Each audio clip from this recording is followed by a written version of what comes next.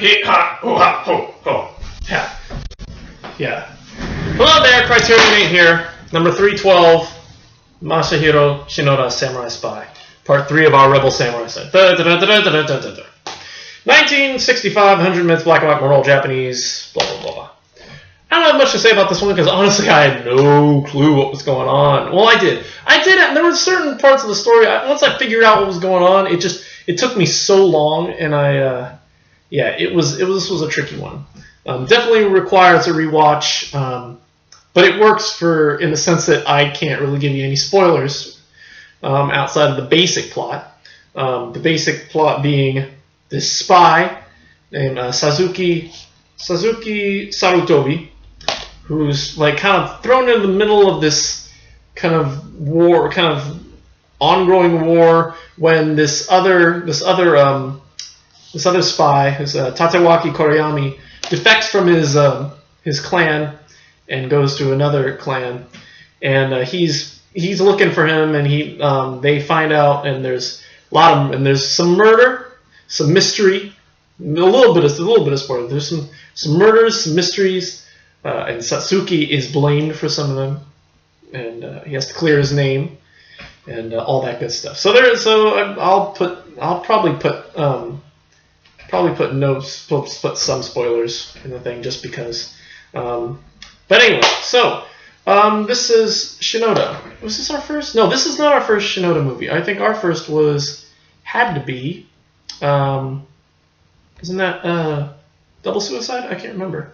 I can't even remember who the directors are of these movies. Let's see, Shinoda. Yes, it was Double Suicide. That's one we definitely have to rewatch again. But not our. And that's our second one. And then we've got Pale Flower, which is coming up in 564. And is that it? Yeah. So it's those. So it's that. So, maybe that might have been. I remember being very confused about Double Suicide. So I think that might be his plot. I mean, I was watching there's an interview with him, a 60-minute interview as the main supplement, and he's a really nice guy. He's a very, very, very likable guy. And I feel like the more I watch his movies, the more I'll understand them. These are movies that you can watch, that you have to watch a couple times to really get what Shinoda's saying in his movies. So because of that, he gets a pass. So anyway, I don't have much else to say about this movie. There's a good portion of action.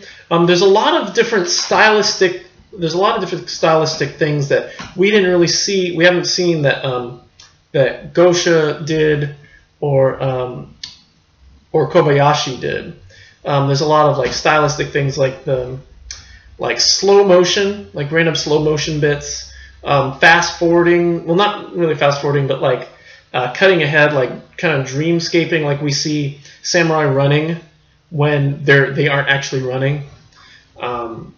And yeah, so there's a lot of that in the so that's basically all that's all I'm going to say about it. Again, this is a short review. The Samurai Spy. It's still a great movie once you get into it. But again, I was really confused, and definitely want to rewatch this one again soon. Because of that, I'm going to give this. But even then, I think because of the fact that it was confusing, and I don't know exactly how many times I'll need to rewatch it to get it, I'm going to give this one a B.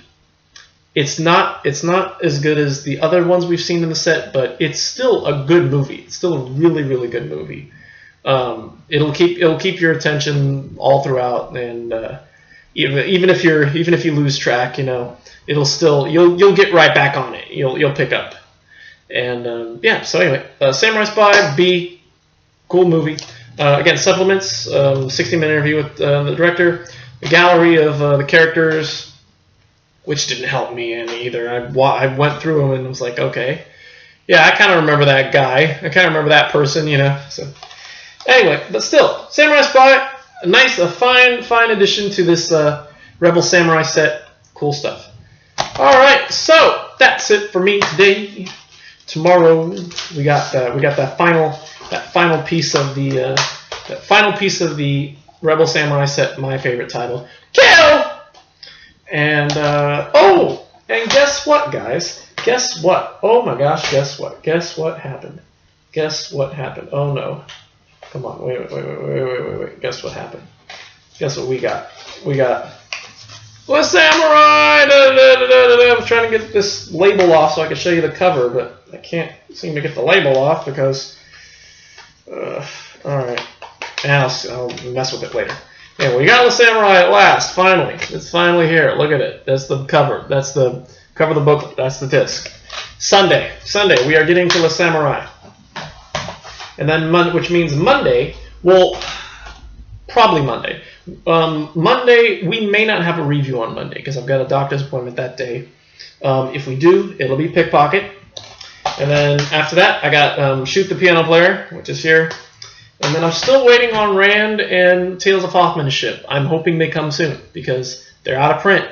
And getting other copies, well, Rand I can get other copies of, not the supplements, but Tales of Hoffman, that's the only copy I have. I mean, I might be able to find it on YouTube. Let's see. Let's check the old YouTubes because this has been a short review already.